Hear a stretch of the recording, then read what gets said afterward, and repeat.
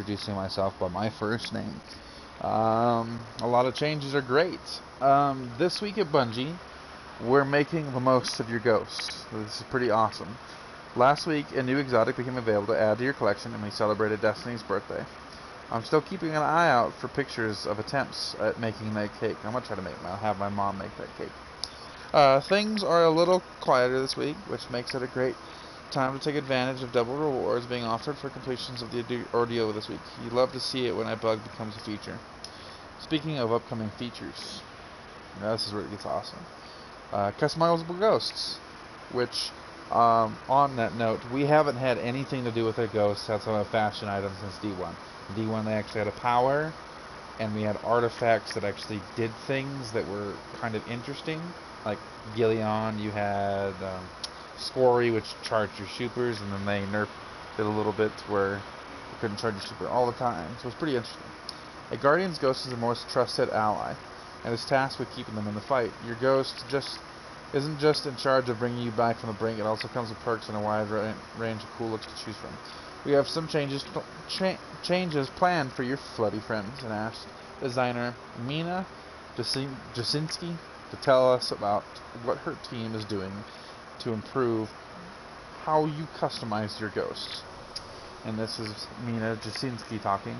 Ghosts have always been important partners to our Guardians into the Destiny universe, but they haven't received any meaningful updates in quite some time. And she's quite right. I mean, this shell is awesome, but it's lacking. To allow ghosts to truly shine to the useful and interesting companions we'd like them to be, we decided it was time to give them a bit of an overhaul. In Destiny 2 Beyond Light, ghosts have received a system update which shares some functionality to what is done with armor and Shadowkeep.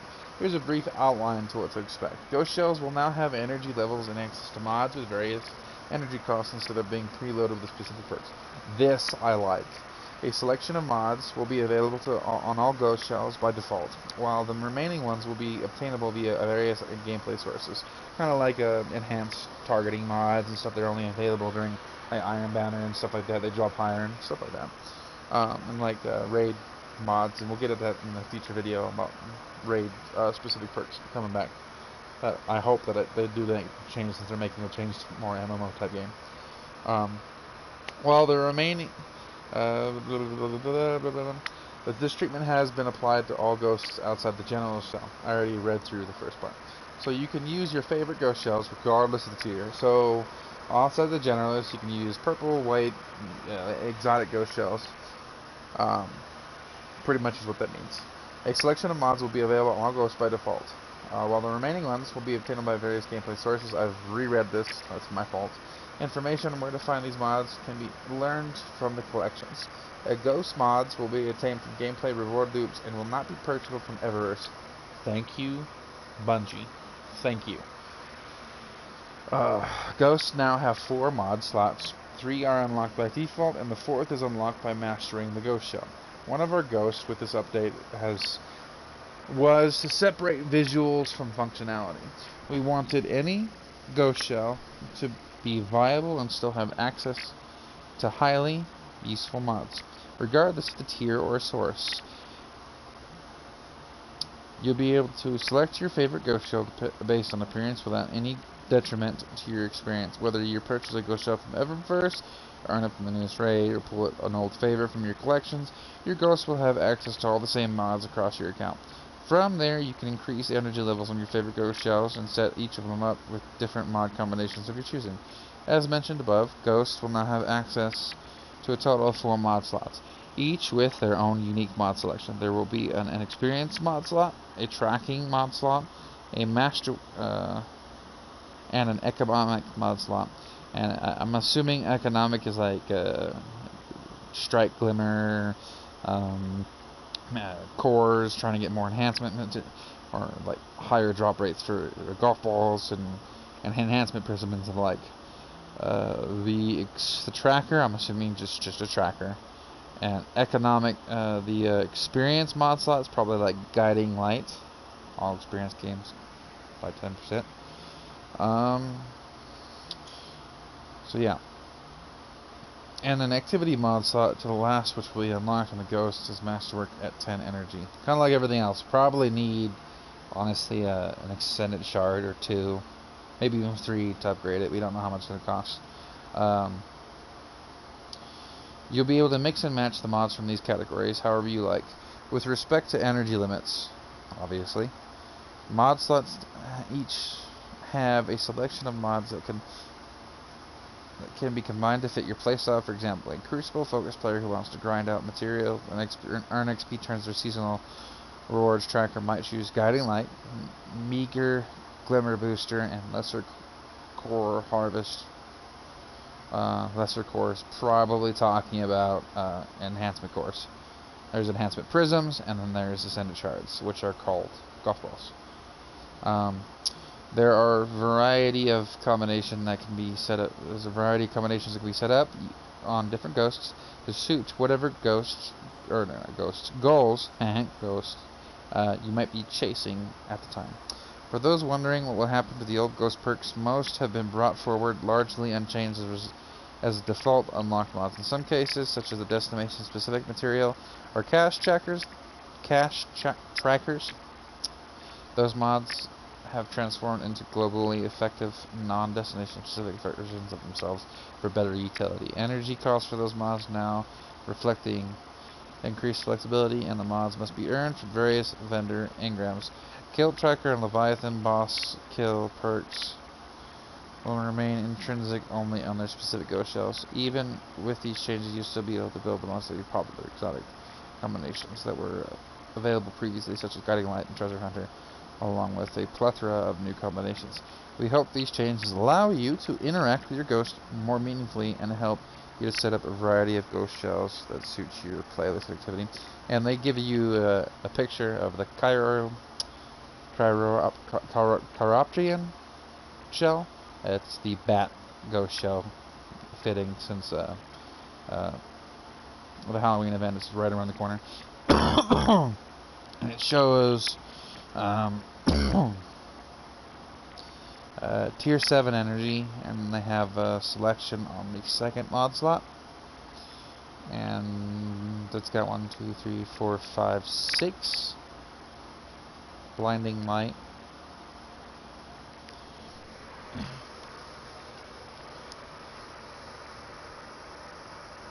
They've got seasonal mods that will expire at the end of the season too. Wow, that's pretty neat. And then they've got Greater Core Harvest. Defeating bosses in Vanguard playlist strikes and have a chance to award an enhancement prism. Wow. Honoring a friend. Next week we have a tribute going live in game to honor one of our dear friends at Vicarious Visions, who passed away last year, Matt Helson. This weekly reset will include a director message that will send you to Mars for a short quest to honor Mr. Helson. He worked closely with teams at both Bungie and Vicarious Visions on various projects during our partnership, and we wanted to memorialize his contributions in the Destiny universe. We wish all of his family, friends, and everyone who he impacted during his life the very best. Thank you to everyone in the community who joins us in remembering this warm soul. That's awesome. Now, to stop for a moment to talk about this. This man was probably one of the ones that developed I think Vicarious Visions was the ones that were, I think, that helped us with the Warmind DLC, I believe. That's why they're having us go to Mars. And I think the Warmind DLC included Spire's Stars. So he probably had a hand in that. I could be wrong on what came with what Vicarious Visions helped with, but the fact that they're honoring somebody who died, I hope they do more of this. I really do. I think it's awesome, and I hope it's like it's a release. I hope it's like a meaningful sort of emblem or ghost. And since they're talking about ghosts, it could be a ghost, honestly, and because that's supposed to be where our life force comes from as a guardian, is our ghost. So the fact that this is tied with the Ghost 2.0 update information on the TWAB leads me to believe it could be a ghost. And if it is a ghost, I can't wait to see what it is, because that's awesome. My prayers for Mr. Helsum's family. I have family that I've lost to cancer, and it absolutely is a terrible thing. T'Challa, the actor for T'Challa and the Black Panther, died. He died of colon cancer. To remember is it's sad.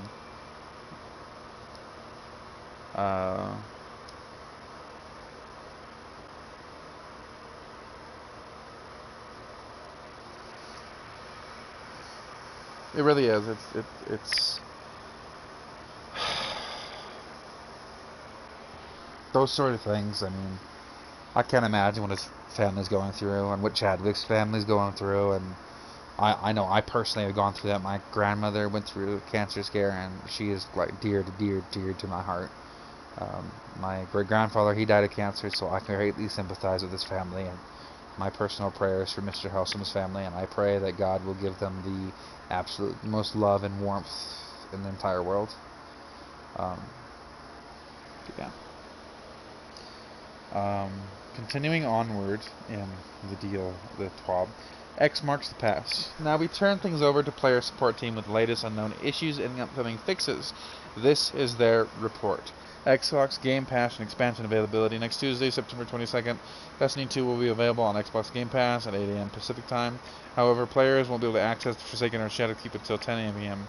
PDT when hotfix 2.9.2.1 goes live. Hotfix 2.9.2.1, also for next Tuesday, hotfix 2.9.2.1 will go live. Below is a timeline of events. 8 a.m. Pacific Standard Time. Destiny 2 will undergo maintenance for hotfix 2.9.2.1. Xbox players may not be able to view or access recently purchased DLC content until after the maintenance is completed. 8:45. Destiny 2 will be brought offline for expected maintenance. Players will be removed from activities and won't be able to log back into Destiny 2 until 10 a.m. Pacific Standard Time, and that's probably about 11 o'clock for my time. 10 a.m. PDT, Destiny 2 hotfix 2.9.2.1 will be available across all platforms and regions. Players will be able to log back into Destiny 2. It's 11 o'clock. 11 a.m. PDT, Destiny 2 maintenance is expected to conclude. So we should be probably having issues till about around noon for Mountain. For Eastern, that'd be 1, and for 11 a.m. for Pacific. Known issues. While we continue to investigate various forms of known issues, here's a list of the known issues that were reported to us in our help forum. Earlier today, we announced that due to an extended season, clans can no longer gain XP, and Hawthorne's weekly challenge can no longer be completed. Our investigation found that trying to fix these issues could result in all clans losing their earned ranks. These issues will be fixed on November 10th when Beyond Light launches. That sucks. Felwinter's Helm changes the Warlock Solstice ornament glows to another glow. I think that the glow that it's talking about is the Stasis Armor glow. That's what I think. For a full list of emergent issues in Destiny 2, players can review our known issues article. Players who observe the other issues should report them to our help forum. Dallies. Every day new videos are posted on the creations page all around the World Wide Web. Each week we pick our favorites and share them for all the communities, hence the name, Movie of the Week. This week's movie picks Dojo, Riven, or Warframe Dojo, Riven of 1,000 Voices. Fear does not exist in this dojo, and it's actually pretty awesome.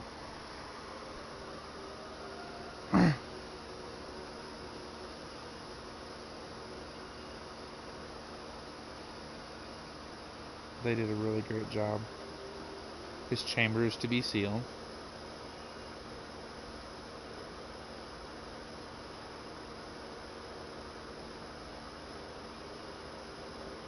It has a kind of spiral staircase, goes through a passageway, and it comes out where Riven collapsed. It is a very, very, very beautiful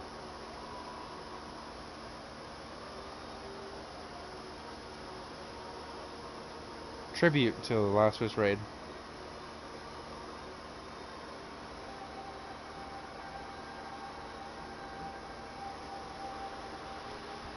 That is awesome, dude. I wish I could show you guys this. So I'm just got a job, so praise God for that. And I'm gonna start getting my PC out, get my editing software and all of that, get computer, PC, laptop, all of the shebang to deliver the best content for you guys. If you see the video above, please make sure you have your Bungie Net profile in the description of the video. Said videos are going to deliver you your new emblem. If you ever have someone shine a laser into your eye until you can see good, aka LASIK surgery, if you're planning on it, I recommend not doing it while a huge cloud of smoke blankets your area for several days. How is the area where you are? We're having a bit of helmet on in the tower kind of time on the west coast right now. Wherever you are, we hope you're doing well and looking forward to the bonus weeks of the season. As we rapidly approach the season release of Beyond Light in a few short months. Next week we will have triple infamy, so go bank some notes. Love, Cosmo. So while we're on that, the fires in California are absolutely devastating.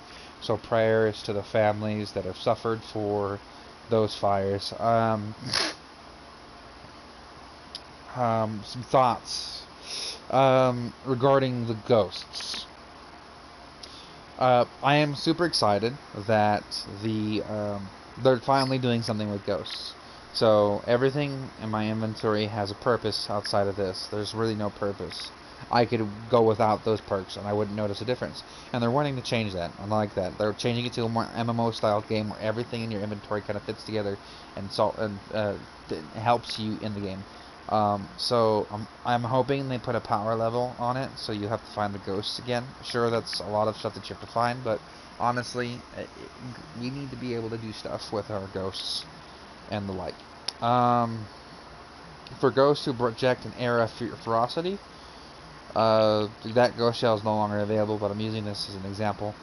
So what they're talking about, and let me just use one of these as an example, a better example would be a chess piece. So what they're talking about is there is the masterwork core like this. There's going to be that there. There's going to be 4 slots just like this. There's going to be the activity, the resource tracker, and then environmental something or another. What's it called again? Where is it at?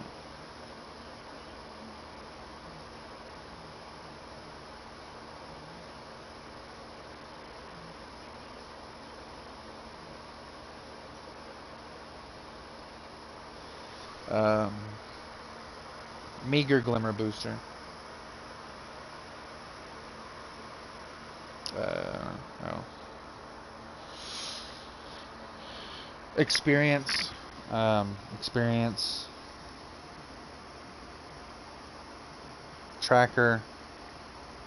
Resource Finder, and then Activity. So that is what the mods will be called. So I am going to venture a guess that there'll be 1 to 3 Ascendant Shards, or Golf Balls, what I talk about. I call them Golf Balls. I think it's going to be 4. Not 4. I think it's going to be, I want to say 1 to 3. And it could be more depending if you have an exotic ghost shell, which would technically make sense, but make a lot of people angry. Or they could put 2 Ascendant Shards. I have no idea. I like that. I like that we're finally doing something to ghosts. So my ghost, let's say, I don't know, against throw one out there, activity. Against hive targets, my damage is increased by 10% across the board. So stuff like that. It'll help me so I can now include my ghosts in the build, so that I can create a lion build, a trials build. I don't know. You get the point. My only hope is that they do get this going and rolled on the right foot, rather than just falling around flat on its face. Beyond Light is closing 43 days away, and I hope to have that DLC soon. Outside of that, if you like the video, go ahead and hit that like button.